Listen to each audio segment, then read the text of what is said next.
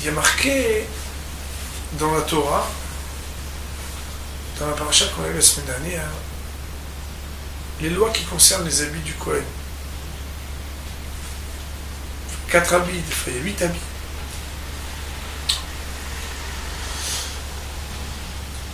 Il y a marqué là-bas que les habits sont les chavod ou le tifaret. Les chavod, ça veut dire pour honorer. Les tifaret, ça veut dire pour la splendeur. En hébreu, l'habit, il s'appelle beged et il s'appelle levouche. Beged,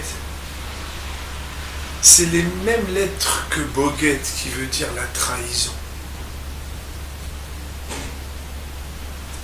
Levouche, la Gemara elle dit levouche, ça se décompose en 2 parties.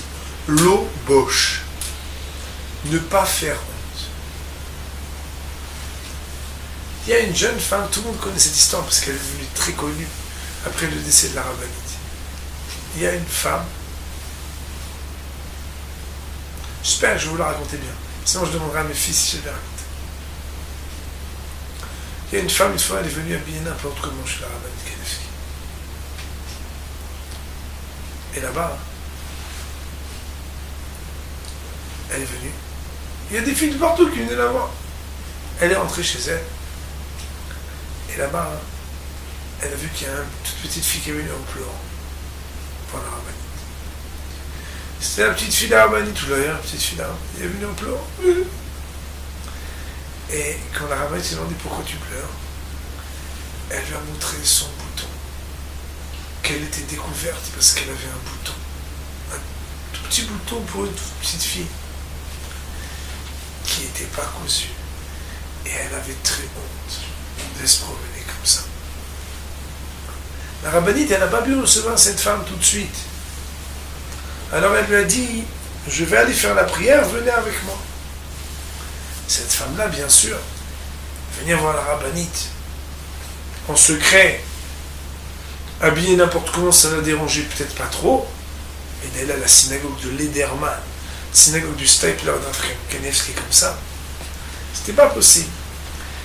C'est comme ça que la rabbinite, elle lui a prêté un halouk de Bnei Brak. Elle a mis cette tunique, elle a été à la synagogue. Quand elle est revenue, elle a passé un moment avec la rabbinite. Elle lui a demandé la permission de garder son halouk. Et depuis ce jour-là, elle a fait attention à la tzniut. Le chavod ou tifaret, beged lobosh. Un vêtement, il doit être pour honorer et pour faire la resplendissance. De quoi, mesdames? De quoi? Le chavod ou le tifaret.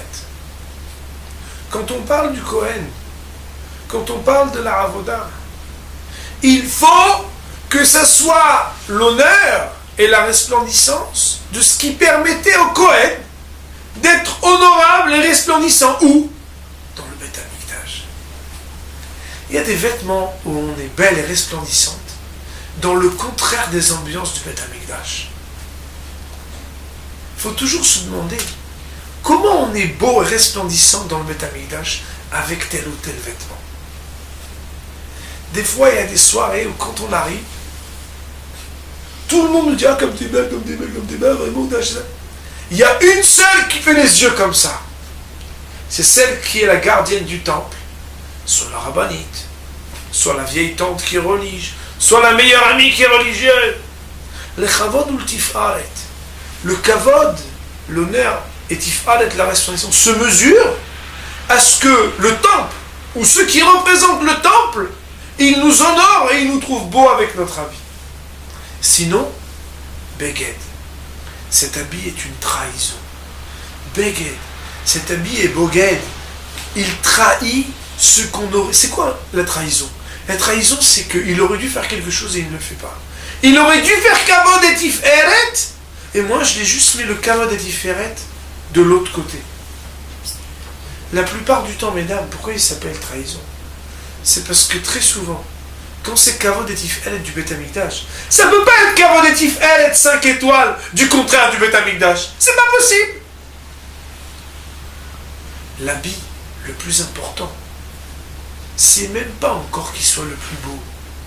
C'est qu'à la base, les vouches, l'oboche, c'est qu'il ne fasse pas honte. Être capable, au moins d'avoir honte, d'avoir un habit qui fait honte.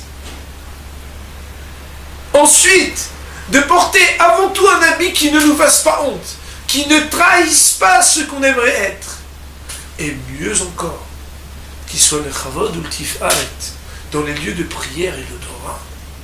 C'est ça qui fait que depuis la tendre enfance, il y a des enfants qui, quand ils voient qu'il leur manque un bouton, ils sont capables de verser des larmes.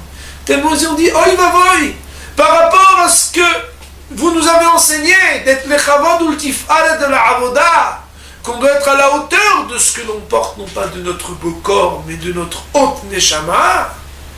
Ceux qui voient ces enfants-là sont capables, après avoir vu cet amour et cette hauteur de l'âme qui porte quelque chose de la tsniaout, même au plus jeune âge, sont capables de ne plus lâcher les vêtements du Kohen Gadol, les vêtements des Kohanot, les vêtements de nos prêtresses, comme ce halouk de la rabbinite. C'est comme ça qu'un déclic se fait lorsqu'on entend, on va dire, le niveau le plus élevé de la haute couture, comprendre que Béhémet, un habit, il est là.